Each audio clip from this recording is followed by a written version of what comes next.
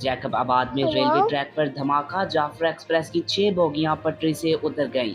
सिंध के जिला जैकब आबाद में रेलवे ट्रैक पर धमाके के बाद जाफर एक्सप्रेस की 6 बोगियां पटरी से उतर गईं। खुशकिस्मती से वाकये में कोई जानी नुकसान नहीं हुआ।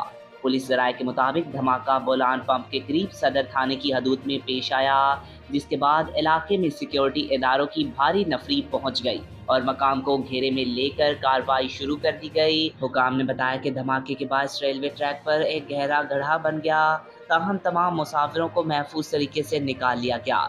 गुज़िश्ता रोज बलोचिस्तान के जिला बोलान के इलाके मच में भी रेलवे ट्रैक के करीब धमाका हुआ था, जिसमें रेलवे का एक अहलकार जख्मी हुआ था। ये धमाका इस वक्त पेश आया जब रेलवे की टीम मामूल की जांच और निगरानी में मसरूफ थी। धमाके के बाद मुतासरा ट्रैक को फौरी तौर पर मुरम्मत करके बहाल कर दिया गया। कानून नाफिज करने वाले इदारों ने मौके पर पहुंचकर सर्च ऑपरेशन किया और बम डिस्पोजल एस्कॉर्ट को भी तलब किया गया।